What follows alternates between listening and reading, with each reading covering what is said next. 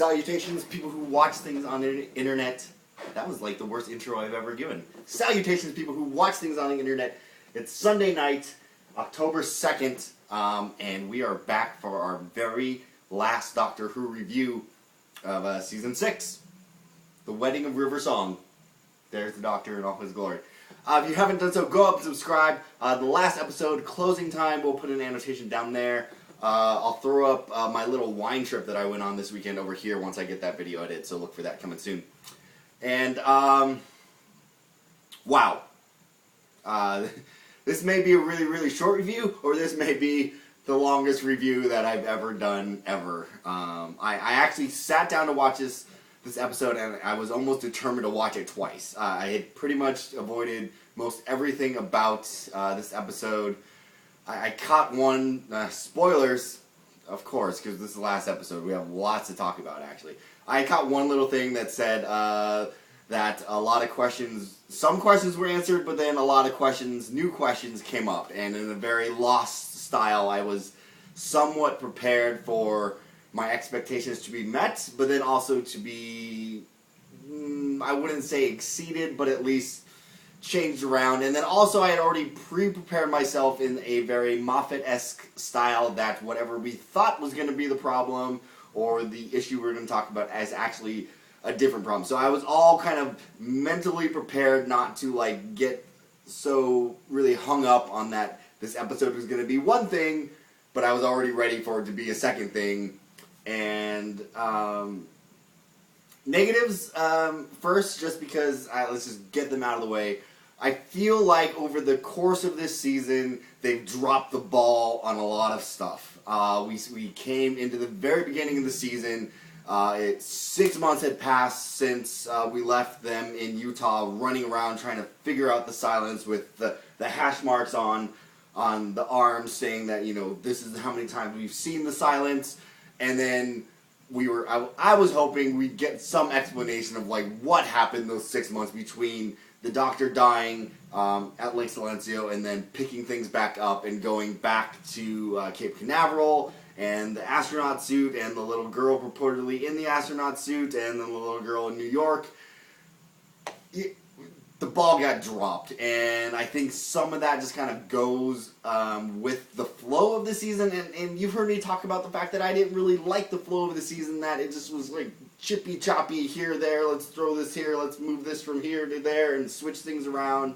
And so I think, and I don't know, it was a split schedule for them. They filmed a big chunk, they took a break, and then filmed another big chunk, and I don't know if that was a conscious decision not to kind of think through the whole season, or if they actually did think through the whole season and they were being rushed about it and they didn't do it because Moffat was off shooting more Sherlock, which will come out next year, which I'm very excited about, with Martin Freeman, who will play Frodo in The Lord of the Rings.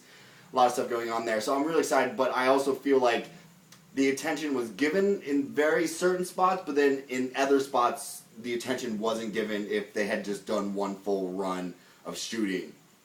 If you hadn't heard, I talked about last week, the show's not coming back until fall of 2012. So we have an entire year before Season 7 returns with Matt Smith as the 11th Doctor, and purportedly Amy and Rory still back. Again, was news that they had signed contracts. But again, we get a split schedule. They're going to do a block of filming. The episode's going to run through the fall. We'll take a break. Probably a Christmas special will come in there. And then back all the way in 2013, we'll see the second half of Season 7 of this Doctor, which will be very interesting. Slight speculation based on the end of this episode.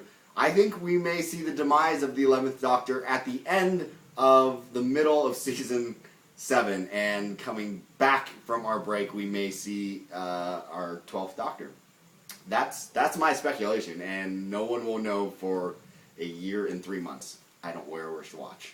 But I think based on some of the stuff that happened this episode, we may actually get to a new Doctor, even though Matt has signed on for a 7th season with a split schedule. I think they may just shake it up, and we might get new companions as well, because Karen and Arthur have also signed on to other projects, and everyone else wants to do things, as kind of is the course with Doctor.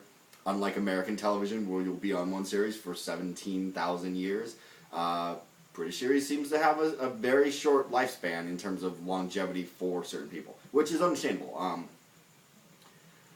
To this episode, the wedding of River Song. I'm very glad that the wedding, spoiler, did occur between River and the Doctor. So at least we didn't have some other crazy speculation that, it was Amy and the Doctor or, River and somebody else. It happens, which is good, and that ties up at least that understanding of the Doctor's and River's timeline, because I thought it there for a point in the last couple episodes we were diverging on so many things. The concept of time in Doctor Who, especially in this episode, has just gone all wonky. I did really like the line timey-wimey communication device. That was kind of a nice touch there for Riz. I just put Rudy and Liz's name together. Riz. I will just now call you guys Riz every time I see you. Liz and Rudy on Timey Wimey TV, the podcast they do, comes from the Doctor's use of Timey Wimey. So that was a nice touch. But yes, like I was saying, the whole River Doctor timeline feels like now it has continuity across multiple seasons, from the time in the library now all the way through and going on into the future, and how their time streams are still kind of going in opposite directions, and that has been solidified and is there and is firm. And I really appreciated that part of this episode and getting that piece of information. I want to say I almost called it, in terms of the ending of I'm just jumping around. There's no, rhyme or reason to this review. Jumping around. I want to say I did at least partially call how the Doctor does not die. If you haven't seen You're Screwed, he doesn't die. Ish. He dies somewhat. I thought it might be a ganger, based on some of the stuff that we had seen and, the bait and switch and swap out. So I did call the fact that it wasn't actually the Doctor and the, what did I call them? Not the digital, the analog T-1000s. So I kind of called it. We had the analog T-1000, the shapeshifter robot guys piloted by little people inside, end up taking the place of the Doctor, which I think even at the end of that episode, I may have called that this is going to be the way he doesn't actually die. I didn't think he'd actually be inside of that shell when it happened, but so with the flux of time and how it was on a giant time loop, essentially, and now alternate timelines, the whole concept of time travel in this show has been blown to bits. And I think at the end of this episode, I have now must concede that I thought there was a point through the episode that we were going to have a time reset, that things were going to have to go back to stop this whole time wobbly, time is disintegrating part, which I still don't fully understand if the Doctor just tricked our time, and I think time still is on shaky ground if we look at it as a character in this show now. But the fact that he kind of circumvented this whole arena, very, very interesting, and the different time streams and the alternate that no longer has happened, but now Amy can remember those things. Very Back to the Future 1984 alternate 1980 or 1985 timeline that then. So they've now clearly gotten to the point where this idea of a fixed time stream doesn't have to make any sense whatsoever, because in alternate all one time at the same time, like that, I like that one. All time at the same time, Rory doesn't know who Amy is, but Amy still remembers that she was married, but then somehow she has jogged her memory by the end of the episode that we were married and you're my husband and this is our daughter line there. I did like the bit about the silence when they have Captain Williams on the ground and they're about to kill him, and they're like, Rory Williams is the man who dies 1,000 times. It was kind of a nice touch and brought some more Rory love to my heart, since I have always been wishy-washy about Rory. And Amy coming back and mowing down the silence with that gun. after Rory had just said go and just get out of here and calling her mum, which is kind of weird. But I know that's the whole British thing for women in authority, but still weird since they're supposed to be married. But her coming back in and just mowing them down was great. Though I don't understand why Rory's thing just didn't kill him immediately like it had been killing everybody else immediately. There was some continuity issues with that. But good scene where Amy comes in, swoops, saves the man who she's loved, which I think is now firmly established, at least in the past couple episodes, that Amy and Rory are supposed to end up together, and that she does love him far more than the Doctor. And especially with that line at the very end about the Doctor, or now being the Doctor's mother-in-law, I think it's definitely separated those areas and the whole love triangle that was kind of established the end of last season to the beginning of the season. Gone. Clear separation. Everyone knows the roles. The Doctor and River, Amy and Rory, and this all amalgamation of all four of them. The pacing felt really good at the beginning, in terms of when he's with FDR. It was an interesting way to bring back all these characters from the season into all of time, all at once. In terms of the Lizard Doctor and FDR and everyone just kind of in that time stream at the same time. It was at least interesting, but then once we deal with the soothsayer and we're finding out that Scruffy Doctor still has understood how time is working and how he is at the center of it, and that essentially time is looping, and that all these things have happened. And it's very string theory. If you're familiar at all with string theory or quantum physics, that's based on probability. As long as you can think up something, infinite probability says that it must exist. So if infinite probability says that in somewhere else in the universe I am wearing a white shirt with Hammer Improv on it, but because there are infinite possibilities, that must therefore exist. So that's kind of quantum physics in a nutshell. And so in the sense that all these different timelines were happening at the same time and looping essentially in this time loop that always led to all of time at one time, kind of was a big metaphysical understanding of the universe, which was very interesting to do that. And my friend Taryn O'Neill I think she watches Doctor Who, will be all over this whole quantum physics in Doctor Who, which was very interesting. But like I said, it just messed with the whole concept and the way the show is now treating time as of itself. The fact that we get the Doctor ends up on that train, or the whole hash marks on his arm when he's with FDR, that he has no pen around his neck, which was the beginning of this season was, I have a pen around my neck so that I can make marks on my arm based on how many times I've seen the silence. Small things like this, I would have liked to see them bring that back, even though he's the soothsayer that's kept in the tower in the middle of London. I almost forgot how they got from Amy busts in with that little stun grenade.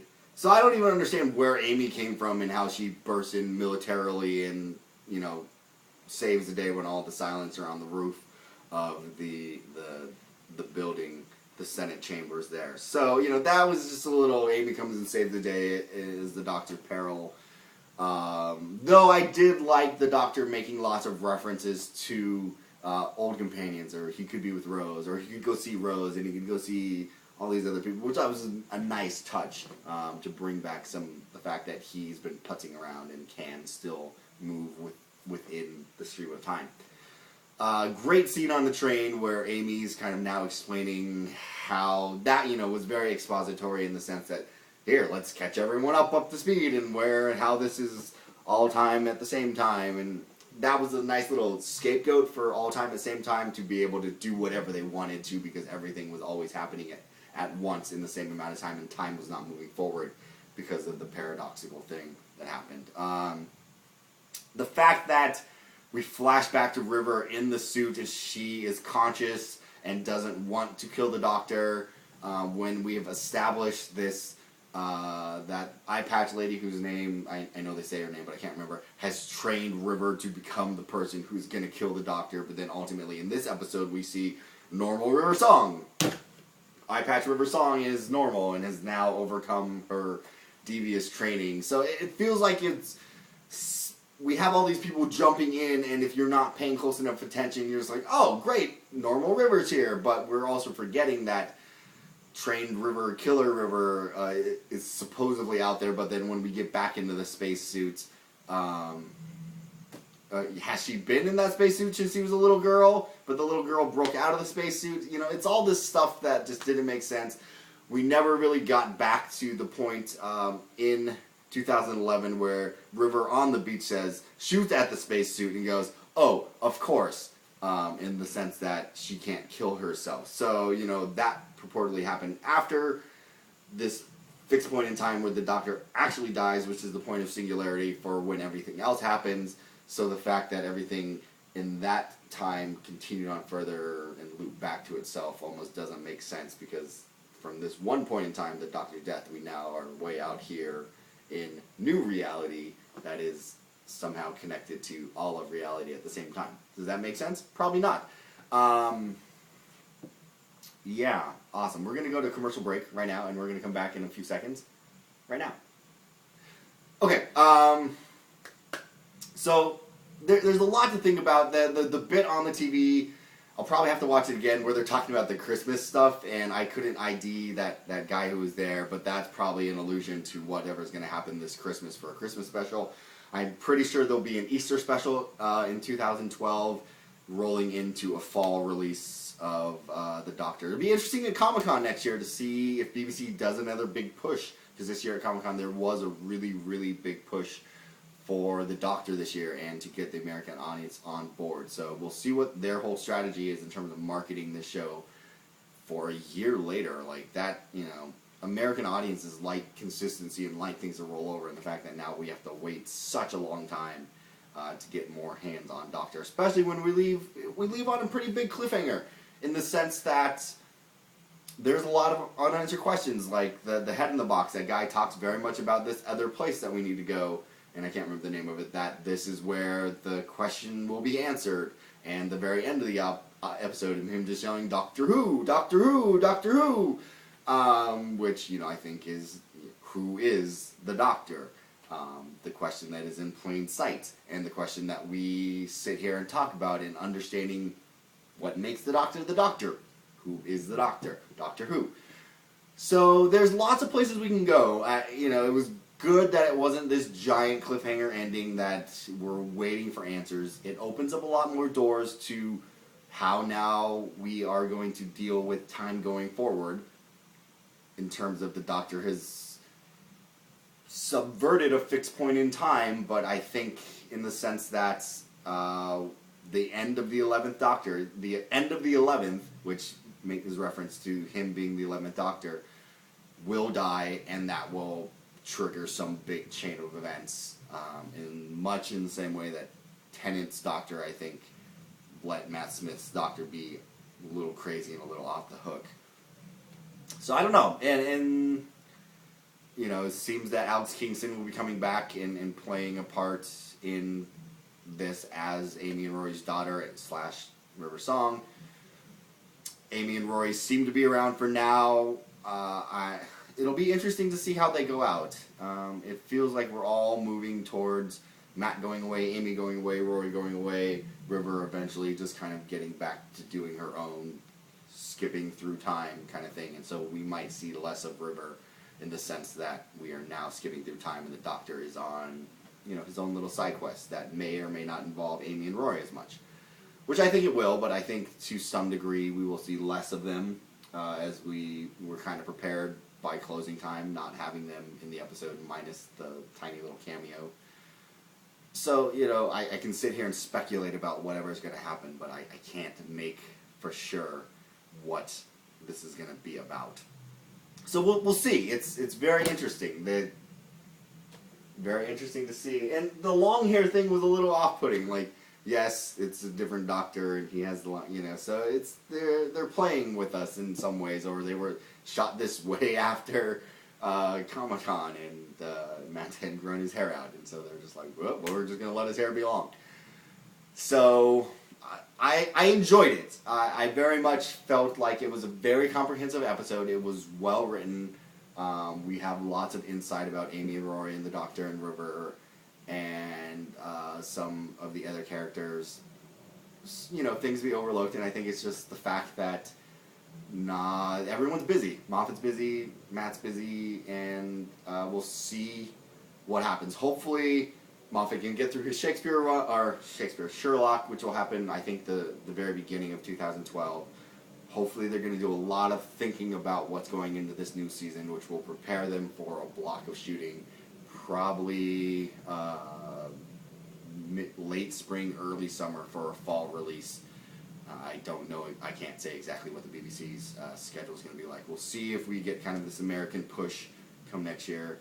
Very interested to see what happened with the Christmas special. Very interested to see what will be with the Easter special. Because I don't know, with Moffat now at the helm, and they're being the foreshadow of the Christmas special, whether these two kind of things will be stopgaps until we get back to next fall. You know, traditionally the Christmas and Easter specials have been standalone, very different episodes, but I wonder if we're now going to get kind of these, we're going to dangle some carrots in front of everyone. So I really want to know what you guys think. You guys have been great in the comments. Go nuts. I want to hear theories and speculations, what you liked, what you didn't like. Talk to each other. Ask me questions. I'll try to be a little more involved in responding to comments. And I don't know what I'm going to do on Sunday nights now on. I might just have to find a different TV show to review on any night that we're talking about. So I'm going to miss our time here. I'm going to miss being able to just talk about Doctor Who. Probably go back. You know what? Here's what we're going to do. You're hearing it here first at the very end if you stuck around this long. I want to go back, since I have an entire year, to go back to Series 1 with Christopher Eccleston, and we're going to review each episode in hindsight of where it all leads up to in the Wedding River song. We'll see how far I get. That's at least 52 episodes with 12 episodes in a season. 12 times 6 is 72. So may have to kick a couple in there or just string two-parters together, but we'll see if we can get all the way back around. Maybe we won't go all the way, we won't go all the way through 6, we'll just go through 5, and kind of get ourselves back up to date. So check back. I'll try to do these sometime during the weekend and get them up on Mondays again. So we're going to go back, we're going to do a full rewatch of Doctor Who. You heard it here first. Please give us a thumbs up if you like this. Thumbs down if you don't. I don't care. Go subscribe. Follow me on Twitter @AndrewSeeley. And I will see you guys later with more Doctor Who. Adios.